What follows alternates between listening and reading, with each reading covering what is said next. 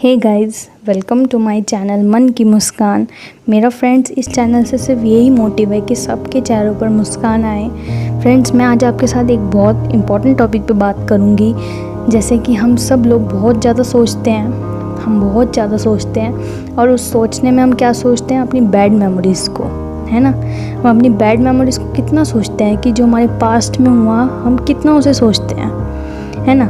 और good memories को तो हम बहुत ही कम सोचते हैं। कभी कभी सोच लिया, कभी कभी सोचा होगा हमने और फिर हम उसे भूल जाते हैं। बट बैड मेमोरीज़ को तो हम हमेशा अपने साथ लेके चलते हैं। जहाँ चलेंगे बैड मेमोरीज़ को ज़रूर अपने साथ रखेंगे और अपने दिमाग में हर टाइम उसे रखेंगे याद। और उससे क्या होगा कि हमारे फेस पे कभी भी स्माइल नहीं आती, हम खुश नहीं रहते।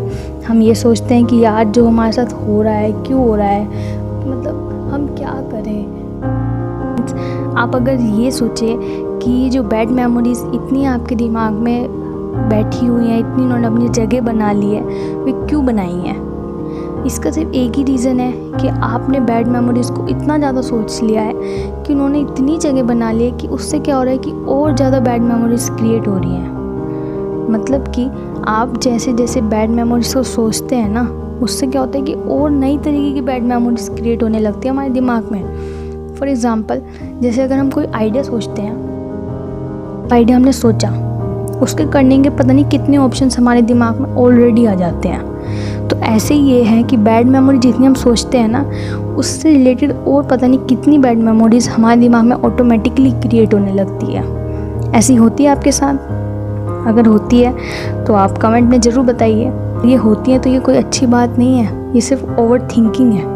हम over thinking my God, over thinking कर करके पता नहीं हमने कितनी बैड मेमोरीज अपने दिमाग में बिठा ली है। और उसके कारण हमें सब चीज़ से इतना डर लगने लगता है, हमें खुद से, सराउंडिंग से, लोगों से, पता नहीं किस से इतना डर लगने लगता है कि अगर हम इन्हें टाइम पे ठीक ना करें तो ये बहुत भयंकर रूप ले सकती हैं, क्योंकि हम इससे बहुत परेशान हो जाते हैं। तो मैं आपको इसका एक सोल्यूशन बताती हूँ, एग्ज़ाम्पल के तौर पे, एग्ज़ाम्पल के साथ बताती हूँ। अब जैसे क्या होता है कि हम बैड मेमोरी जो हमारे दिमाग में इतनी आती हैं वो इसलिए आती हैं कि जैसे हम कोई चैप्टर पढ़ते हैं, चैप्टर हमने पढ़ा, चैप्टर 1 पढ़ा, पहली बार जो हमने पढ़ा वो हमें ठीक याद रहता है, बहुत कम याद रहता है, मतलब ऑलमोस्ट 10% हमें याद रह जाता है पहली बार पढ़ने में।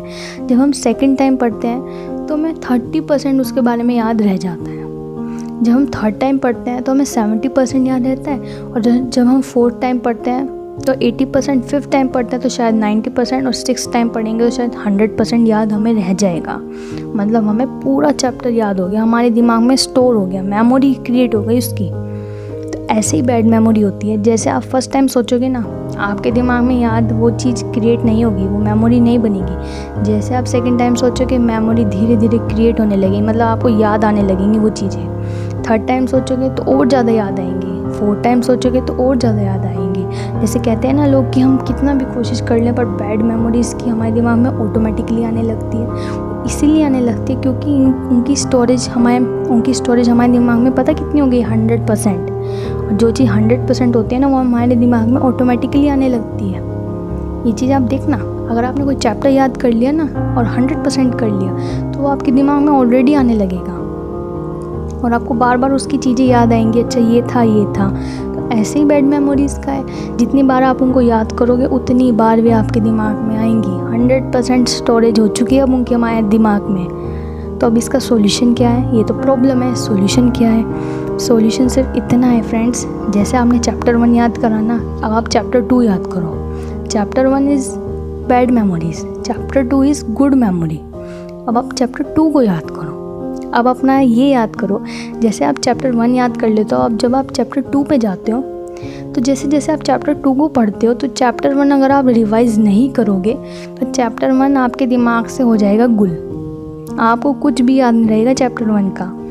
तो सेम आपको इसी में करना है, आपको चैप्टर 2 इतने मन से पढ़ना है और इतनी बार पढ़ना है कि चैप्टर 1 आपके दिमाग से कंप्लीट डिलीट हो जाए। बैड मेमोरीज़ नाम की जो चैप्टर है ना आपके दिमाग में, वो कंप्लीट डिलीट हो जाए और चैप्टर 2 अपनी जगह बना ले, दैट इज़ गुड मेमोरीज़।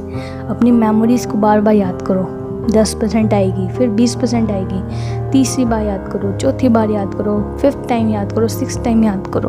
और बस आपको ये करना है कि आपको अपना चैप्टर 1 रिवीजन नहीं करना है, बैड मेमोरी को आपको रिवाइज़ नहीं करना है, मतलब आपको उनको याद नहीं करना है। आपका ये काम है बस। आपको जितना आपने चैप्टर 1 पढ़ा है ना, वो सब डिलीट हो जाएगा, आप खुश रहने लगोगे। मैं आपको सच्ची बता रही हूँ, अगर आपने चैप्टर 2 अपने लाइफ में अपना लिया तो चैप्टर 1 चैप्टर 2 चैप्टर्स की तरह लो, आप प्रैक्टिकली लो, आपको देखो कितना मज़ा आएगा। बहुत आसान लगेगा ये सब कुछ करना आपको, और आप इससे 100% ओवरकम हो सकते हो। ये कितना आसान तरीका है। आप ये चीज़ ज़रूर फॉलो करो अपनी लाइफ में, ज़रूर अप्लाई करके देखो। अगर आपको रिज़ल्ट्स मिलते हैं तो मुझे कमेंट में ज़रूर बताना। और अगर ये बहुत हेल्पफुल लगे आपको, वीडियो अच्छी लगे सुनने में, अच्छा लगा सुनने में तरीका, तो प्लीज़ लाइक कर देना और मेरे चैनल को सब्सक्राइब करना। मन की मुस्कान। मिलते हैं अगली वीडियो में, तब तक के लिए बाय बाय।